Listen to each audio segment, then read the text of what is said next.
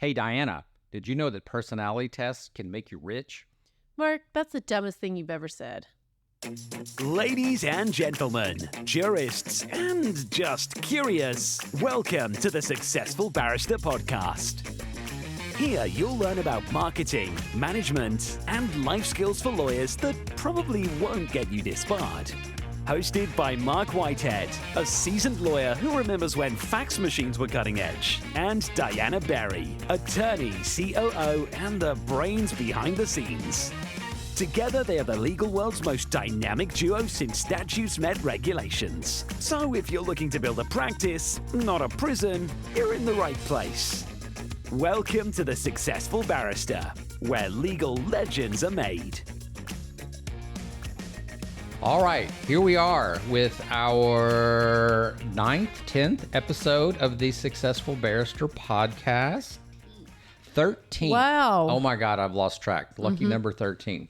So here we are, the Successful Barrister podcast. We're back again talking about marketing management and life skills for lawyers that probably won't get you disbarred. I'm Marc Whitehead, your host, along here with my co-host, Diana Berry, COO of my law firm. Hi. Hey, Diana. How are you doing? Excellent, excellent. So we are here this morning to talk about the use of personality testing, which we do extensively in this firm, specifically for hiring, for somewhat training, for management of our people. Creating better teams. Creating better teams. That's how we use it post-hire, for sure. Absolutely. And this has sort of been in the news lately. I don't know. I think what happens is I read stuff on the internet and the internet, the Google gods pick up that I'm interested in it. So they just start pumping those types of stories in my direction. Your algorithms change. My algorithm, you would, shocking some of the things that come up in my algorithms. But anyway, that's for another podcast. So we're here today to talk about our use within our firm of personality testing, what tests we use, how we use them, how well we think they work. Yeah, this was one we had to force you to do. The soft stuff is, like our old coach Nora used to say, the soft stuff's the hard stuff. The squishy stuff, yes, is just, it's squishy. It's squishy, but it's important. You test aggressively. So we have extensive hiring process, which we've talked about in the past, but I was surprised at the number of tests I had to take as a candidate. I took, before the background, we did 2 tests. What are our tests? So the tests that we have traditionally used, one is the DISC profile, DISC, which is an acronym that stands for the 4 domains of the test. And then the other test that we have traditionally used is called the Hiring MRI. Oh, I don't know the name of it. Yes, that's called the Hiring MRI. We around here just call it the J test. It is a test that is administered by a friend of mine, Jay Henderson. And Jay will, you do the test, or the employee does the test, and then Jay will actually talk to you on the phone about it and help you interpret the results. So just, as a shorthand, we just call it the J test, but it is actually called the Hiring MRI. And I honestly don't know the science behind this particular test. I know it's a weird one. It is a strange test. It asks you really, really strange questions, about, when did you kill your mother? And some really oddball stuff. It's like a multiple choice. It's a risk. So the J test or the Hiring MRI, it's designed to find risks in the candidate. Right. Is that fair? Fair. And so it's like it's a very short test, 12 questions or something, and it's this or that, if I remember correctly. It has like a list of things, and we put them in order. Worst to best, or... That's it. Thank you. Our producer corrected me in case everyone that didn't get on that microphone. So you actually have to put 12 things or something in what's worst to best, but it's things like genocide versus, World War II or versus world hunger. And it's very weird. And from there, he tells you what your risks are. I think that's kind of how I would interpret it. So the interesting part about it, the 2 tests that we traditionally use, and we're going to talk about some other tests as well, but these are the 2 that we've traditionally used. So in the DISC profile, there's not really a pass-fail. You just are who you are, and it basically as they say, your disc profile is just your tendency. It's not your destiny. You can work outside of the profile. Where the J test, the hiring MRI test, is more of a bit of a pass-fail. You can pass it or you can fail it, which is sort of interesting. Of course, you can be in the middle. And what I have found recently is that it just seems like everybody that takes the test just kind of muddles in the middle. I didn't. You didn't. We'll talk about that next. Yes. So let's go back to the DISC, though. So DISC. And then it's what on a range of, for each index, it's 0 to 100, right? Right. So 50 being the midpoint. So the D in DISC stands for dominance. I stands for influence, S for steadiness, and C for what, compliance or conscientiousness? I would say compliance. Yep. And then and the way we use it in the firm, it's your high, and sometimes you're low, but are you, like, for example, I'm a high CS, meaning I'm a high C for compliance. I love my rules. I really love my rules. And S for steadiness. Our friend Craig Goldenfarb would say that high S's just tend to stay places, and he doesn't get much from that. But I think that S's tend to really do well in a growth-oriented firm. That's my theory. Well, and I'm a high S. You are. People don't believe it. People think I'm just going to say, that was my hesitation. Everybody thinks I'm a high D. You just play one in... I just play a high D on TV, but in real life, I'm a high S. And that is sort of what, when we talk about your disc profile is not just your destiny. Is not your destiny. It's just your tendency. My tendency is to want to be a steady. I don't know any other way to. The steadiness is the hardest one to describe because it's quite frankly the most bland. Mm-hmm. It is the most bland of the four. And I think in a law firm and in a growing organization, you kind of want the bland one in your firm. I like S's. Everybody knows that. When I see an S on a DISC test, I like that. The I for influence, generally shorthand, introvert versus extrovert. The high I's are extroverts. Low I's like myself, a 6 on the I, introvert, very, very introverted. The low D, like you like D's in your lawyers, right? Right. So let me go through what I like about each of the four. Yeah. So for high D's, that's great for your attorneys, particularly your litigation attorneys, because they tend to be more aggressive. They tend to be more assertive, and that's kind of a personality trait you would like to see in an attorney, particularly a trial attorney. Whereas your high I's, these are the people who love to be in a crowd. They're very talkative. They're very social. These are the type of people that maybe you want in your intake department. People exactly. that they're most good waitresses out there are high I's. Good customer service people tend to be high I's. They like to talk to people. Your high S's, which is what I am, I'm just a steady person. I'm always the mediator. I'm always trying to work between two factions to try to bring these two factions together. That's what you would want, or would expect to see out of a high S. High C's, in my opinion, are the rule followers. Those are the people. Everything, if you give them a deadline, they get it done a day before the deadline. They're very conscientious about getting things done. They follow the rules. They follow procedures.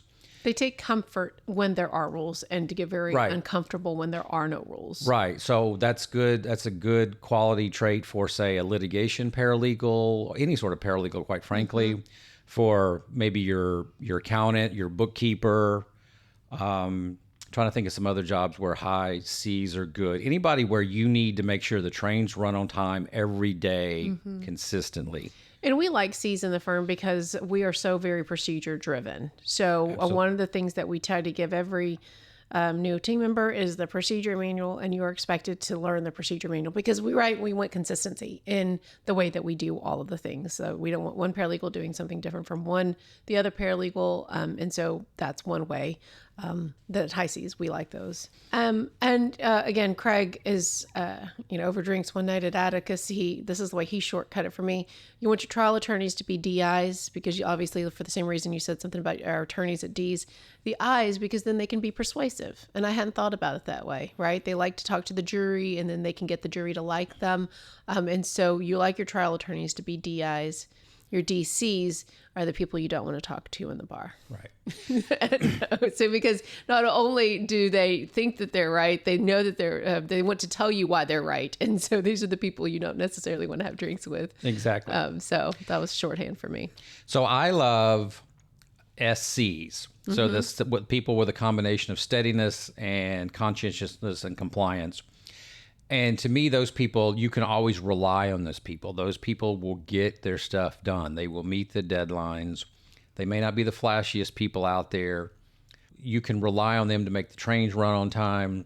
And so I love paralegals, which are high SCs or high Cs, because they're grinders. They can just grind out the work and they don't mind it. The more work you give them, the more they seem to thrive. So this is kind of what I see when I'm looking for people. And I'm a CS, which is why I think I got hired. Right, absolutely. Despite when I was looking for a number two, when I was looking for a COO to run this firm, I needed somebody to make sure everything worked perfectly. And that was one of the things I liked about you is that you're a high CS. In contrast, let's talk about the J test real quick. Now, the J test has a different type of scale, and this is where the fun comes in. So a J test basically tests you on 12 domains, and they'll usually give you a positive. The best you can do is what they call a 9-3. You have 9 positive domains and 3 domains of areas of concern. But 9-3 is about the best you can do. Or you could be an 8-4, 8 positive, 4 negative, or you could be a 7-5, 7 positive, 5 negative, or That's you could what be yours truly is, by the way. or you could be a 6-6. Fun fact here is that Diana, although she tested well on the DISC test from what I was looking for, she was a 7-5. You were 7-5 on the Hiring MRI, and which raised some red flags, and Jay actually had some red flags he mentioned about you. So let's talk more about that in our next segment. So for obvious to everyone, I ignored that. You did hire me. Yes, I hired you here anyway. Today. Yeah. So in the next segment, we'll come talk about that a little bit more, about how Diana cheated the test and wormed her way in anyway. This podcast is sponsored by Marc Whitehead Associates, a national disability benefits law firm. Marc Whitehead runs a firm of over 60 dedicated people whose mission is to make a difference in the lives of our injured and disabled clients. Marc represents disabled claimants in Social Security disability, private disability insurance, and veterans disability claims in all 50 states. Marc Whitehead is double board certified in both Social Security disability law and personal injury trial law. Marc has litigated disability cases in over 40 states and counting, and can help your clients too. Stop throwing your phone calls away. Call Marc Whitehead at 701-VIP-LEAD. That's 701-VIP-LEAD. Or visit our website at disabilitydenials.com. Referral fees are paid in all jurisdictions where it is permitted. Refer us your disability cases today and know that your clients will be in good hands. All right, and we're back. So now we have to talk about how you cheated the Hiring MRI, the J test. And got hired. And got hired anyway. Yeah. How are you feeling about that decision? I'm happy with that decision. Despite me nearly failing the J test. Which goes back to the whole basic premise of personality profiles. So, and using them in the hiring process.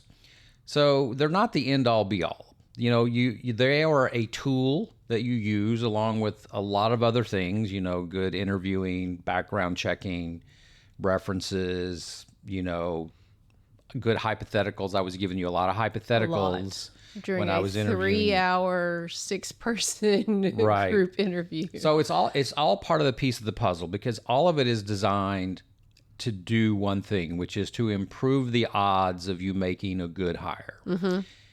I've had plenty of people that wowed me on the DISC profile, and wowed me on the Hiring MRI. that still did not turn out to be good hires. Exactly. So it improves your odds, but it's not foolproof by any stretch of the imagination. So, I did. When I was looking at you, you were 7'5". Now, so 7'5" is not great, but it's not horrendous. It's not 6'6". 6'6" is sort of my cutoff. Since I do hiring in the firm, let's just say, so if you break the test, because you can break the test, you can basically, if you don't follow instructions, then you can get like an error message. And if you error out of the test, then that's pretty much the way that Jay puts it. They didn't follow instructions, so you can count on the fact that they really won't pay much attention to your instructions if you would Right. hire them. Right. So you can break the test and then you can get a 6.6. Both of those things usually immediately cull you from the list of candidates from going forward into the next step. I would say I've never hired anybody that broke the test or got a 6.6. I think from a legal perspective, we can't say that. Jay warns us all the time. Oh, we can't say that. We can't say that, but that's okay. Like I said, it's just one factor in the hiring process, but it is a big factor that we look at. So I've taken these tests myself. And the reason that I have some faith in these tests is because I feel that they nailed me. So for example, the DISC profile. I took the DISC profile the first time in 2010. And I read it and I said, oh crap, this computer is in my head, because it pretty much nailed me. I mean, I would say I agreed about 85% of it. Mm-hmm. I took the test a second time 5 years later and got the exact same results. I mean, I looked at the results and they were like exactly the same. So that really led me to really become a believer, because if I can take the same test 5 years after and get the exact same results, there must be something to this. I think that it means that you just gamed the test. I mean, nobody's going to test the exact same in 10 years apart unless you were gaming it. 5 years apart unless you were gaming it. So that is just so wrong, because I didn't remember the questions. How could I game the test? I don't remember any of the questions. It was just sort of innocuous questions. What are the odds that you're going to get the exact same result? Okay, so when I say exact same, I'm saying within the 95th percentile same. I mean, maybe not precise, but... Did you take the J test? So the J test is a little different. So they give me a J test. Mm-hmm. We should use Hiring MRI as the word. Nobody can Google J test and find... They will not. They won't find Hiring it. MRI. The Hiring MRI. So I did, but they have an owner's version of it. Oh, okay. So the owner version doesn't put you on the same scale because, number one, they don't want to insult you in case you did suck at it. That would be bad business on Jay's part. But they do kind of give you a profile, and then what you're supposed to do is compare your profile to the profiles of the people you're hiring. So it isn't the same scale, so it's really not the same setup, honestly. So I will say that, so I pulled my hiring MRI results up while you were talking. And of my 5, just so you guys can get your 5 negatives, my 5 negatives, an idea of where the hiring MRI said Marc might consider me a real risk. These were real risks because they are conditional and real risks, right? Attitude toward authority. Oh. A strong individualism will lead them to covertly or overtly challenge or disregard existing rules and authority. Long-range planning, another real risk. A tendency to be naturally skeptical about the value of spending time and energy on long-range planning. I've told you this before while we were probably having drinks, but I just kind of got candid with you and told you I don't know what you were thinking when you hired someone with this kind of a hiring MRI result, because proactive or conceptual thinking, real risk. Like, these are the things that are essential to a COO. So really, Marc, what were you thinking? In making my decision to hire you, number one, your DISC profile was spot on where I wanted to be, a high SC, which is very contrary to what the hiring MRI said. Mm-hmm. So those two tests were diametrically opposed to each other. So which one did I have more faith in? Secondly, we did put you through an extensive vetting program. Mm-hmm. You interviewed almost 6 hours for this position over several interviews. So I really did test you out on a lot of things. And then really the final thing was I talked to your references, and I talked to them quite extensively, and I questioned them specifically on these supposed weaknesses that showed up in the Hiring MRI, and everything that they said was contrary to what that test indicated. So everything leaned in the opposite direction of that one test. So ultimately, I kind of just, and I've read enough about the test to know that, everybody can have a weird day, or some weird crap can be going on in your life that could just make you have a weird day where you just...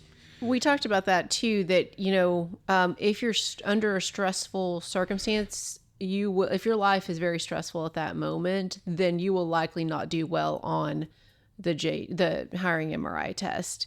And so keep in mind, guys, I am an October 2020 hire. So if we all go back to that time, the world was still shut down. So it was COVID. 2020 was COVID year.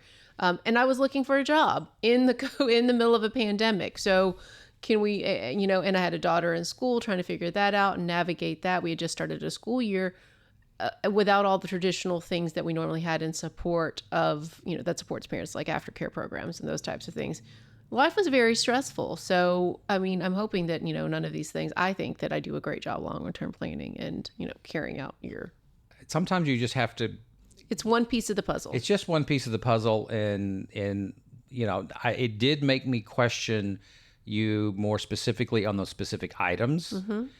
It did make me focus on that when I was talking to your references. So, I was very aware of what the test said could be. And what they say is that potential problems. Exactly. They don't say they're going to actually be problems. Like, everything is more likely than not that it might be a problem. Yeah. So at least gave you some opportunities to lead or for questioning and for examining. And I think because of that, and particularly for some of the coaching that we've received from other avenues, we've looked at other tests. Right.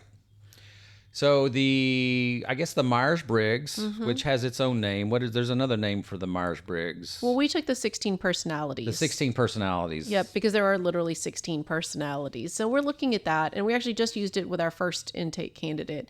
And so TBD on that, but she's doing great so far, and we're really excited about that, about her potential at the firm. So in testing out Meyers-Briggs, the first thing we did is we had or at least a lot of our people that we already were very familiar with, take the Meyers-Briggs, mm-hmm. including myself, including you, just to see where we landed. And that's like I said, that's the reason I was convinced that DISC was a good test, because I felt it nailed me twice. Yep. So what are you, Marc? I don't know the letters. They come up with all these weird letters, but ultimately I'm in the 16 personalities. My personality type is that of an entrepreneur. It's an ESTP for all you Myers-Briggs listeners out there. Okay, whatever the hell that means, I don't know. But entrepreneur is the category that I fall in, and I agree with that totally. That's sort of the whole purpose of this podcast, is to talk with me, an entrepreneur, about, my journey. So I agree with that. What did it say about you? I am an ISFJ. In other words, a defender. So, okay, what the hell is that? Someone's very dedicated. We tend to protect those that we love. And I think that we have actually a few notable ISFJs. I think our producer was telling me that they tend to be the backbone of the workforce, of the organization. And so I think that I tend to agree with the ISFJ, maybe not the F part. I'm surprised I'm not a T. So for all you, Marc, I got an eye roll. I got an eye roll. Letters, whatever. Just like you can be high or low on a DISC, you can be either or on each of the 4 letters. So I versus an E, introvert versus the extrovert. So you are an extrovert despite you saying that you are an introvert, because that's what it says that you are. And I'm definitely firmly an I. The F is for kind of feeling versus the T, the thinking, like how you kind of tend to make decisions, I think is the way that works. And so as a low I, I'm a little surprised I'm not more T. Okay, so I'm an entrepreneur, you're a defender. What are some of the other interesting categories that some of our people landed on? I think, so I did a fun little chart for our leadership team and we include the Myers-Briggs. So Anthony, one of our partners, is an ENTP, a debater. Brittany, another one of our partners, is an ENFJ, a protagonist. Selena is an ISTJ, as is Aaron. And Melanie is like me, an ISFJ, a defender. And I think it really helps us. The reason why I put this together for our leadership team is because it's in kind of a column with our DISC style, our Meyers-Briggs, and our language of appreciation, because it keeps us in, it helps us keep in mind, who we're dealing with, especially in the tough leadership discussions. And so that's what I think that the whole point of what I like certain personality tests. Not only does it help me understand the candidate better, but that it helps us create better teams post-hire. And we definitely do that with DISC. I want to illustrate something here real quick. Diana here is at high C. So here's what high Cs do. High Cs make charts, pretty little charts, and then they laminate them and they give them to everybody. This is how high Cs operate. They make I'm so proud. Beautiful little things. I hope that this is on video somewhere. I am so proud of my. So let me see this. Give it to me real quick. So here's what she does. She's all of our people on our leadership team. All 7 of us. We have a DISC style in one column. In the middle column, we have the Meyers-Briggs, and in the far right column, we also gave a test out to everybody about their language appreciation, acts of service, words of affirmation, things of that nature. She has them all in a column here with the names as rows. With their names as rows, just so and she's laminated it, so we can all have a copy. I'm going to take that as that is so high C. That is high C to the nth degree. I'm going to choose to take your tone as excitement that you made the right COO decision. I am. Not that snarkiness. Is so perfect with just a touch of snark in there. Just a touch. Because that is your love language is snark. Yes, so. My love language is snark. So the whole point behind this, your cute little laminated chart here, these tests that we use, they're not just for hiring purposes. Mm-hmm. They can be used later on for training purposes. They can be used for management purposes down the line, which is why everybody in our firm has access to everybody else's DISC profile, no matter where you are in the totem pole. If you're the managing partner, my DISC profile is saved at what we call the S drive, which is where all of our company documents are stored. So that everybody in this firm, all the way down to a clerk, can look at my DISC profile, or they can look at their immediate supervisor's profile, and vice versa. The managers can all look at the DISC profiles of everybody that they're managing. So the whole point is that it's not a secret. I think it would be a great thing if we all put our DISC profiles on a piece of paper and tacked it up to our office door or to our cubicle window. I've heard of teams doing that. I've seen that happen before in other places. But the whole point is it's to share this information so you know who you're dealing with. So you know if I'm walking in to talk to somebody that's a high I, I'm going to need to be prepared to have, a lovely conversation about how your day is going and how the weather's going and how their kids are doing, because they're talkative people. They're going to want to talk. Versus if I'm going to walk into a cubicle with somebody that's a high C, they just want to know the facts. Yeah, they want the question. Yeah, what are you here for? How can I help you? What's next? And what steps do you want me to take? Now, please leave. Yeah, exactly. And I do think that, we encourage this. I always think about when, a team member or someone on our leadership team comes to us and they're like having problems with a team member, a good performer, but just some challenges. We always, one of the first questions we ask is what's their DISC profile? Go back to that and really see, are you meeting them where they're at? Another thing that Selena and our leadership team, we were having a somewhat challenging discussion. And one of the first things she asked is, what's your language of appreciation? And because unfortunately for Marc, I think 70% of our firm really likes words of affirmation, and snark really isn't a language of appreciation. So, but it is something I think that you recognize, but right? Again, your profile, whatever your profile is, it's just your tendency. It's not your destiny. So knowing now exactly that fact, I can now overcome my snark tendencies or my sarcastic tendencies, which quite frankly, I think are kind of cute and endearing, but I understand that Apparently 70% of my firm doesn't agree with that. So I know now that I need to make an adjustment. I need to not follow my natural style, my natural instinct, and I need to basically make an adjustment when I'm talking to this group of people and understanding that now I need to say things like thank you and I appreciate what you're doing and you're doing a great job. Even though that may not be my natural tendency, I can flip the switch in my brain because now I have information that I can act upon. And I do think that that was one of the reasons, having this information was one of the reasons why you decided to invest in what we call Tiny Pulse. And I think it's called Tiny Pulse still. It rebrands itself. But it's basically an online feed where everyone can do shout outs, what EOS would call core value shout outs.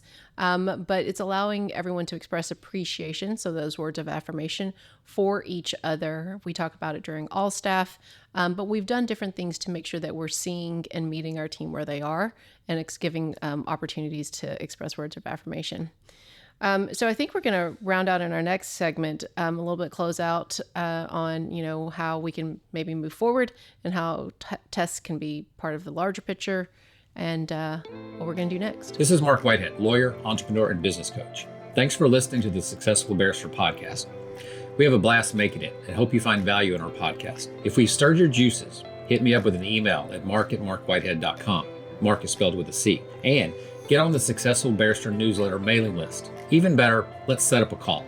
I would love to talk to you about working together, talk shop, or just shoot the breeze. So in this final segment, I guess we want to get down to a little bit more brass tacks about personality tests. Personality tests, maybe some other ones we're looking at. Obviously, I think none of this stuff is free. So, you have to evaluate that in your thinking as well. Yep. The Hiring MRI is, I think, pretty significant. It's $350. Yep.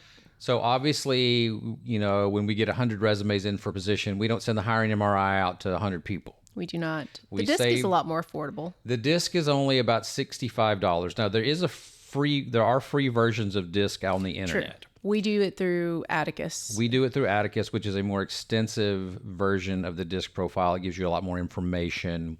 $65. Again, we don't do that for the 100 resumes that we get in for a particular position. We generally save this to when we get down to the final 2 or 3. Agreed. And you had to have gone through at least 2 Zoom interviews. So it's after 2 Zoom interviews, including the second one is with the manager, and then before you come in for the in-person. So right. So again, I know I've spent tens of thousands of dollars over the years. I think last year specifically we spent about $7,000 in personality testing.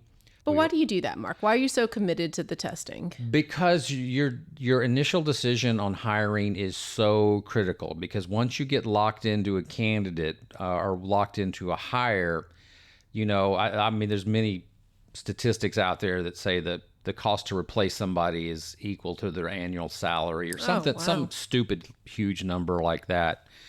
When you talk about downtime and training time and all of the wasted time, you spend 3 months training somebody up and then they don't pan out after 6 months, all that time and money you've wasted.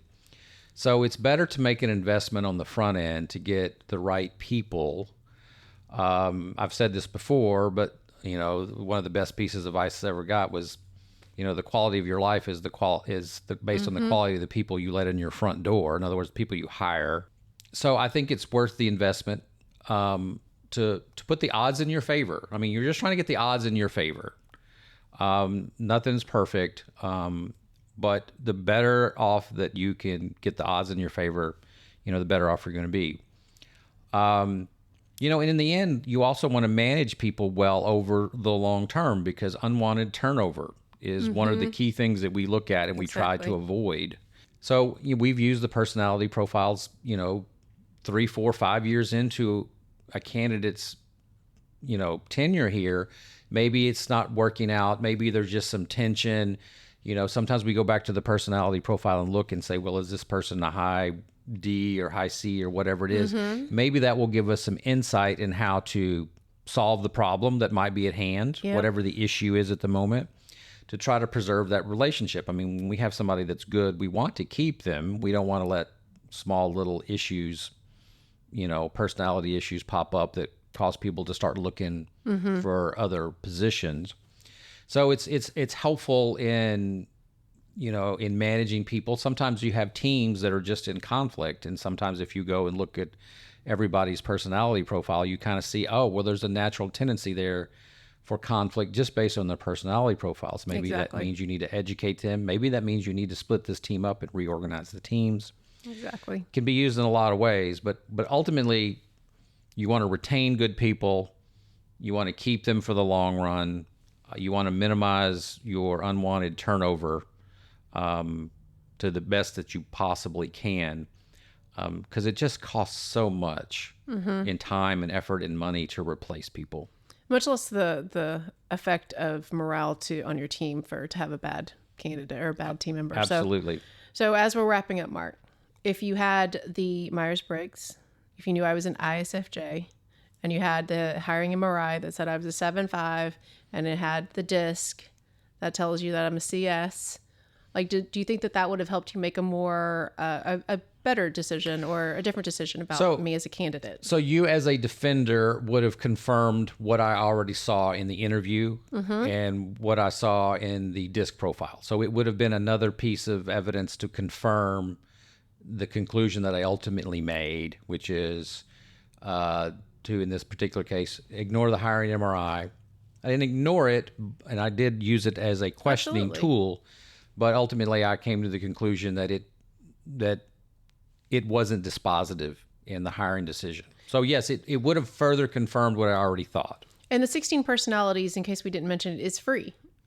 So you can, I'm sure paid Myers-Briggs out there, but 16 personalities is the one that we took for this episode. Right. And it was free. So other tests out there, just before we have to go, there's the predictive index we've looked at, which is very expensive. And it said that I was a strategist, which is very cool. And then I think talk to your coaches. We got the idea to take the Myers-Briggs from your last intake coach. Yeah. So, from our current intake coach, Brooke Berkey, I was talking to her specifically. I said, I wasn't real thrilled with any of the personality tests we had specifically for hiring intake specialists. They just, none of it quite fit with that particular personality profile that we were looking for. So since we were already hiring Brooke and she was training our intake staff on best practices, I asked her, I said, what in your experience has been the best personality profile to find a good intake specialist? Because they all have their strengths and weaknesses, and some of them are better for certain things than others. And she was the one that introduced us to the 16 personalities, which I guess is Myers-Briggs. Exactly. And she explained why she thought it was useful and the types, and I can't repeat it off the top of my head. She explained which profile she thought would be the best for an intake specialist. But, ask around. So different people have different experiences with different personality profiles. And let us know what you guys think about either 16 personalities, any hiring test that you guys recommend. Please email Marc at marc@marcwhitehead.com. Marc is spelled with a C. And let us know what you think about not only this episode, but our personality test, hiring test. Which ones are you using? And let's see if we can mention others for our listeners. I know. All right. And with that, I want to thank everybody for listening to the Successful Barrister podcast, where legal legends are made. I'm Marc. And I'm Diana. And together we are the dynamic duo of law. So remember to rate and review us wherever you get your podcast. If you enjoyed this episode, please tell your friends, spread the word, and visit us at successfulbarrister.com. And be sure to visit our sponsor, Marc Whitehead Associates, a national disability law firm, at disabilitydenials.com. And with that, we're out. Bye, guys.